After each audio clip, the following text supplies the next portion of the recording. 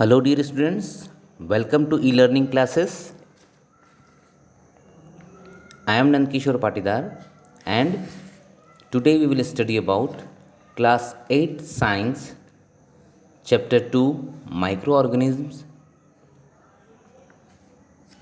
This is second video of this chapter.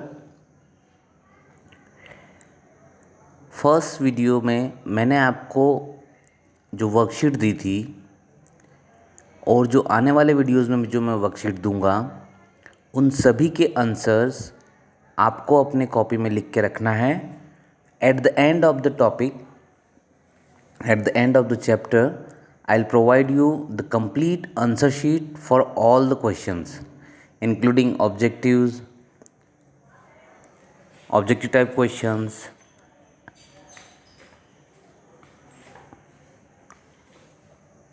very short answer questions, then examples,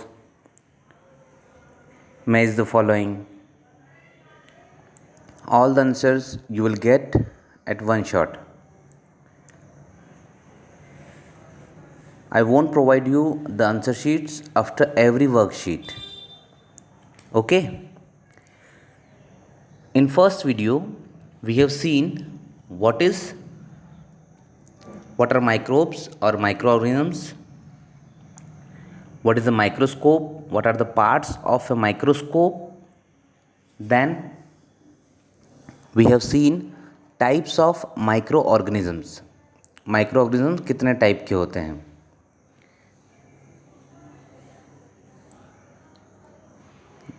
In which we have seen bacteria, protozoa, fungi, algae and viruses. These all are the types of microorganisms. Microbes are our friends and foes. दोस्त भी है और दुश्मन भी है. क्यों? क्योंकि इनके बहुत सारे बेनिफिट्स हैं जो हमें हमारी डेली लाइफ में मिलते हैं, बट वहीं पर इनके बहुत सारे नुकसान भी हैं, इसीलिए ये हमारे एनिमी भी हो गए. Okay, first we will see in today's topic what are useful microorganisms. जो माइक्रोऑर्गेनिजम्स हमारे लिए यूजफुल हैं, जो माइक्रोब्स हमारे लिए यूजफुल हैं. हमें बहुत सारे बेनिफिट्स मिलते हैं माइक्रोब से. यदि हम इनको 4 कैटेगरीज में डिवाइड कर दें तो वो होगी commercial benefit, medicinal benefit, agriculture benefit and environmental benefit. अब हम वन बाय वन सभी को डिटेल में स्टडी करेंगे. So what are the commercial uses of microbes.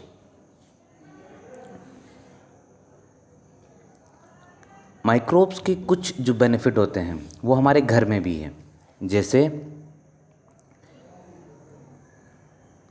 दूध का कर्ड में चेंज हो जाना. When milk changes to curd, that process is being governed by the microbes. Just see how.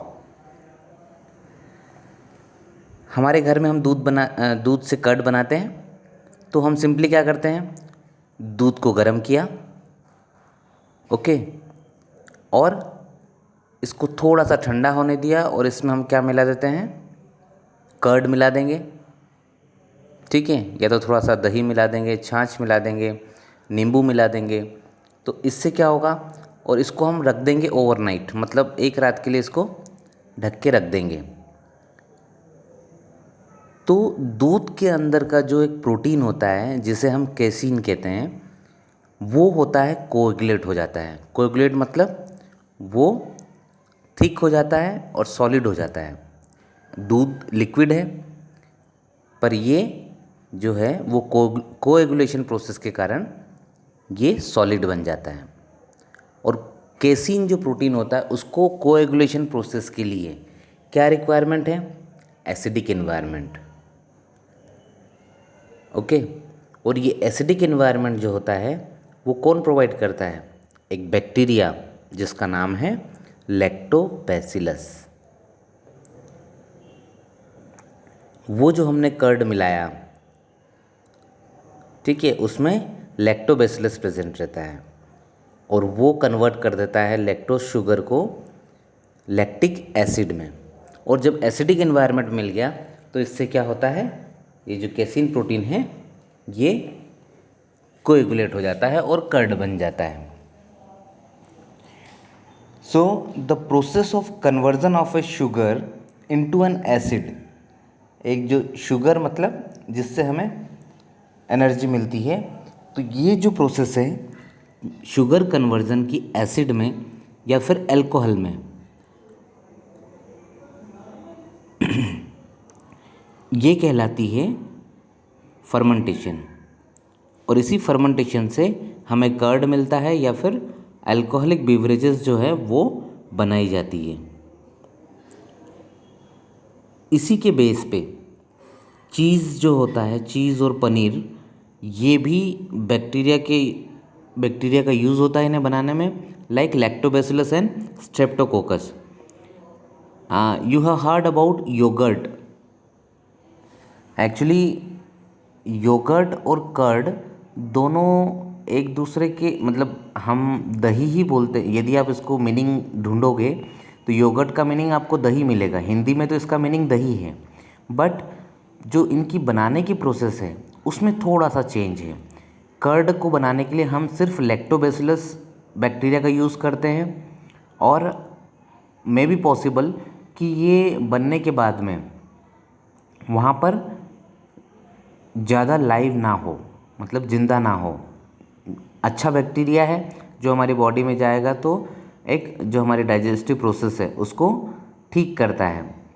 But yogurt जो होता है जब हम बनाते हैं, योगर्ट मीन्स अमेरिका का कर्ड, जो अमेरिका में योगर्ट बनाते हैं तो उसमें क्या करते हैं कि वो इसके साथ में स्ट्रेप्टोकोकस बैक्टीरिया भी मिलाते हैं और उससे क्या होता है कि इनके जो चांसेस है कि जो लाइव बैक्टीरिया हमारी बॉडी में जाए और वो हमारे डाइजेशन को और अच्छा करे।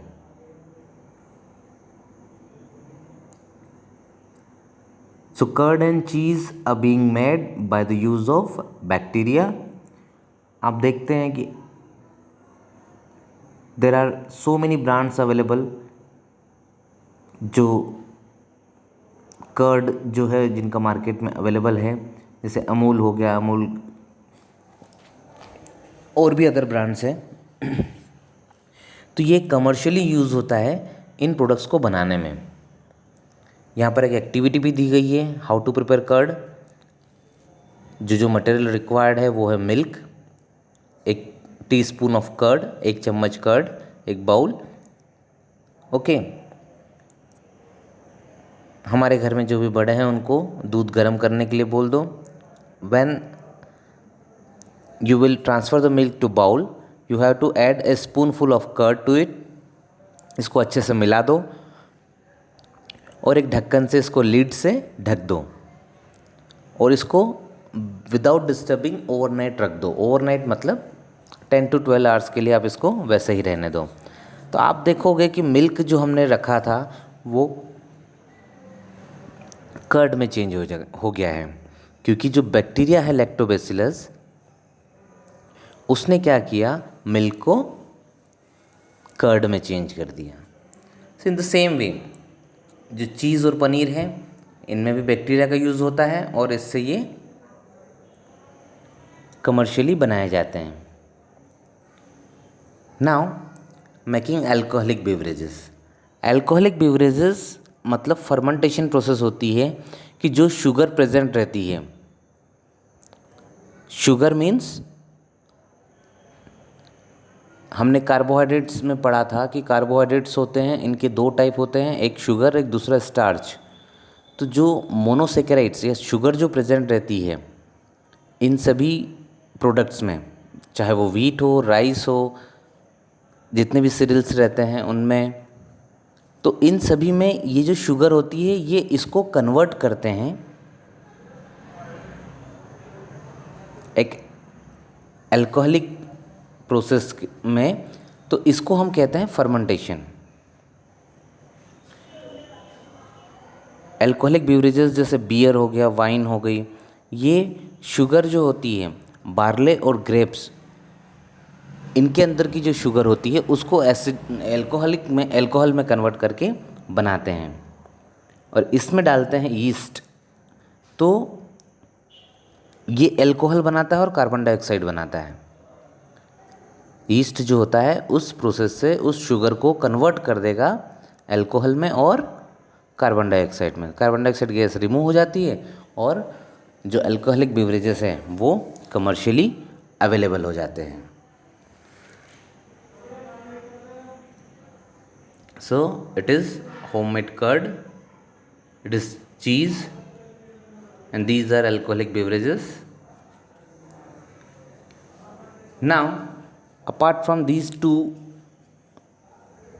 breads are also being made by the same process, that is by the use of microbes.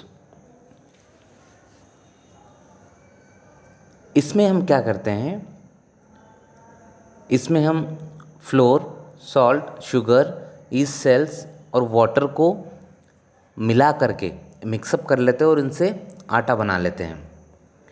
अब ईस्ट जो है वो शुगर को अल्कोहल और कार्बन डाइऑक्साइड में कन्वर्ट कर देगा। मोर कार्बन डाइऑक्साइड जितनी ज़्यादा प्रोड्यूस होगी उतना ज़्यादा ये वॉल्यूम में ऊपर उठेगा। जैसे आपने देखा होगा जब भी हम जलेबी बनाते हैं तो जलेबी का जो मैदा होता है उसमें हम बैक्टीरिया डालते हैं, तो उससे क्या होता है, उसमें कार्बन डाइऑक्साइड बनती है और वो फूलने लगता है। ओके, यदि हमने आधा ग्लास भी फ्लोर लिया, आटा लिया और उसमें ये ईस्ट सेल्स मिला दी तो वो 2 ग्लास 3 ग्लास के बराबर फूल जाएगा, क्योंकि उसमें कार्बन डाइऑक्साइड बीच में आ जाती है।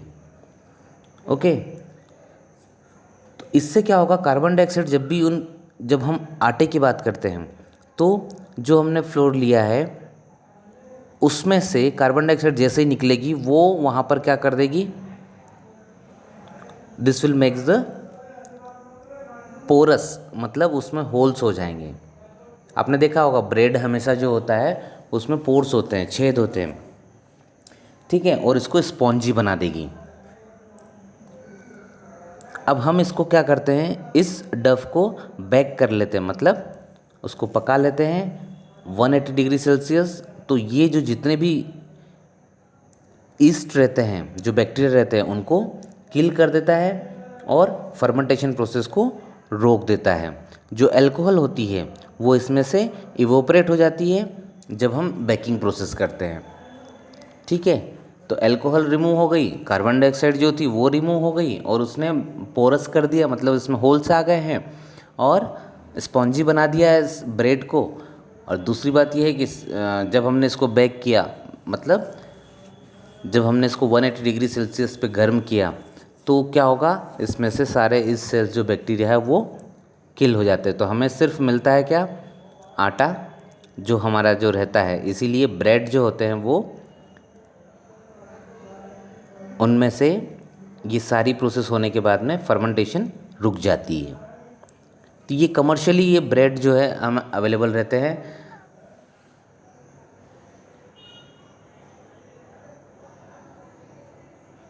Now the next use of making vinegar, coffee and tobacco. So vinegar के प्रोडक्शन में जो एसिड बनाते हैं उसके लिए, ओके, और प्रोसेसिंग जो टी, कॉफ़ी और टोबैको को होती है, इनमें भी ये प्रेजेंट रहता है। यदि हमको इडली, डोसा, ढोकला ये सारी चीज़ें बनानी हो, खमन, तो इनके लिए भी हम फर्मेंटेशन प्रोसेस यूज़ करते हैं, जिसमें से कार्बन डाइऑक्साइड निकलते ही वो पोरस हो जाते हैं और स्पॉन्जी हो जाते हैं। टूथपेस्ट बनाने में शेल्स ऑफ डायटम्स, एक एल्गी का यूज़ होता है, जो कि इसको टेक्सचर जो है वो टेक्सचर, मतलब जब भी हम इसको टच करते हैं तो इसको एक स्पेशल टेक्सचर देते हैं और वो टीथ को क्लीन करने में आता है। ज़ैंथम गम जो होता है वो ज़ैंथोमोनास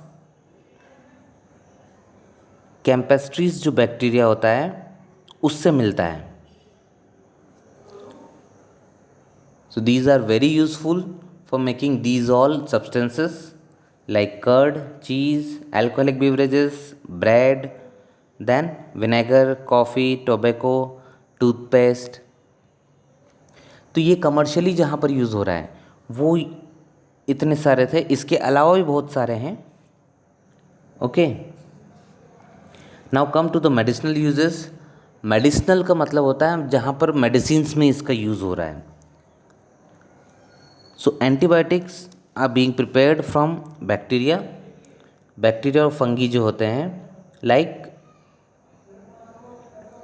पेनिसिलिन जो पेनिसिलियम फंगस से बनी है, उससे हमारी पहली जो पेनिसिलिन एंटीबायोटिक है वो बनी हुई है। स्ट्रेप्टोमाइसिन, टेट्रासाइक्लिन, ये स्ट्रेप्टोमाइसिस बैक्टीरिया से बनी हुई है। ये एंटीबायोटिक्स है जिनका यूज़ होता है जब भी कोई डिसीज़ हो जाते हैं तो उनको ट्रीटमेंट करने में। एंटीबायोटिक्स जो होते हैं वो माइक्रोबियल डिसीजेस जो हो जाती है एनिमल्स और प्लांट्स में, उसके लिए यूज़ करते हैं। सो मेडिसिनल यूजेस में सबसे पहला है एंटीबायोटिक्स को बनाने में यूज़ करना। सेकेंड यूज़ है वैक्सीन्स को बनाने में। वैक्सीन्स मतलब जैसे अब कोरोना वायरस की वैक्सीन आई है, तो जब भी कोई, आप लोगों ने देखा होगा अपने आसपास कोरोना वायरस की वैक्सीन लगाने वालों को वैसे ही सिम्टम आते हैं जैसे एक कोरोना पेशेंट को आते हैं। क्यों होता है ये? बिकॉज एक तरीके से वैक्सीन्स जो होती है वो डेड ऑर्गेनिज्म होते हैं उसी सब्सटेंस के लिए। क्योंकि जब भी हमें कोई डिसीज़ होती है तो डिसीज़ होने में क्या, सबसे पहले जो माइक्रोब्स होते हैं वो हमारी बॉडी में अंदर जाते हैं। अंदर जाने के बाद में वो वहाँ पर फाइटिंग करते हैं। किन से? हमारी बॉडी के अंदर जो अच्छे, जो हमारे जो एंटीबॉडीज़ होती है। एंटीबॉडीज़ कब बनती है? जब कोई एंटीजन मतलब कोई भी बाहरी, जो भी मतलब आउटसाइडर कोई भी यदि हमारी बॉडी के अंदर जाएगा तो एंटीजन जो है वो एंटीबॉडीज़ प्रोड्यूस करेगा।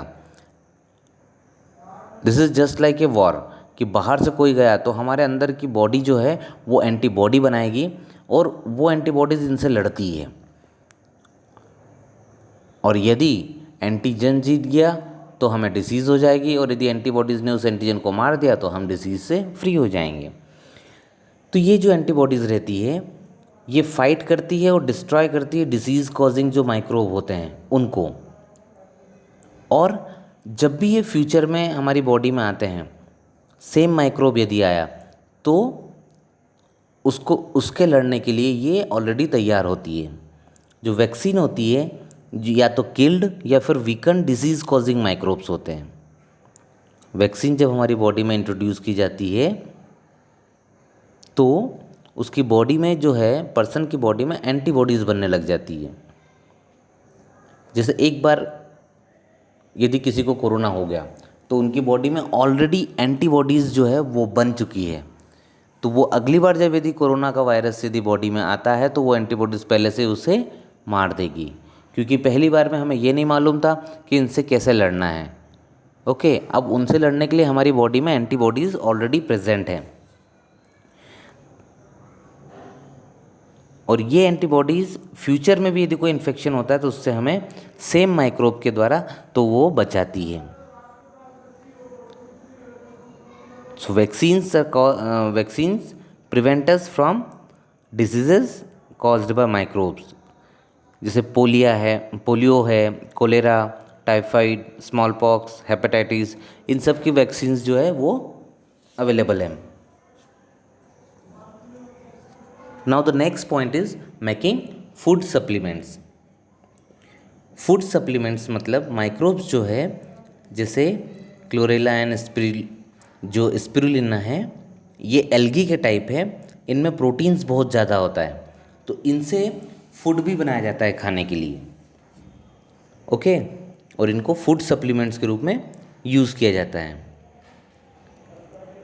इन human body bacteria such as lactobacillus, acidophilus and escherichia coli ये हमारे इंटेस्टाइन में रहते हैं और डाइजेशन में जब फूड को डाइजेशन में और डिसीज़ कॉजिंग माइक्रोब्स को डिस्ट्रॉय करने में मदद करते हैं। So these were the medicinal uses of microbes.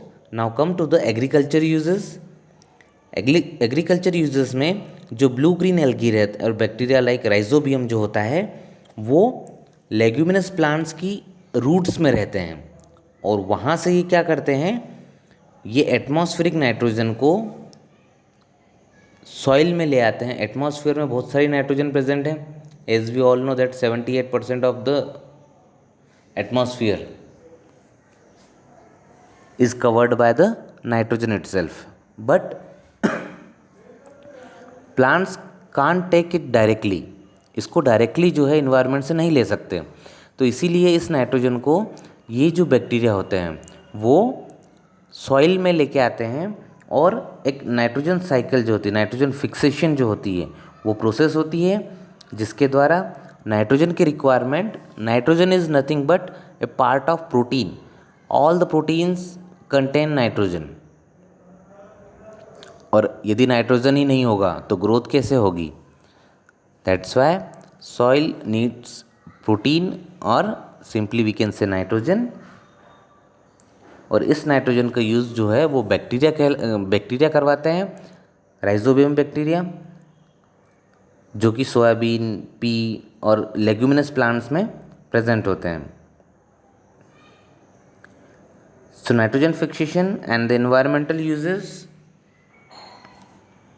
we will study in the next video. So that's it for today. This is your worksheet and I will provide you answer sheet after complete chapter. Remember this point. So commercial uses of microorganisms in detail. How can we prepare curd at home? ये हमने activity already देख चुके हैं। और medicinal uses of microbes में antibiotics को बनाना, vaccines को बनाना, फूड सप्लीमेंट्स और ह्यूमन बॉडी में जो इसके इंपॉर्टेंस है that we can write down. That's it for today. Thank you.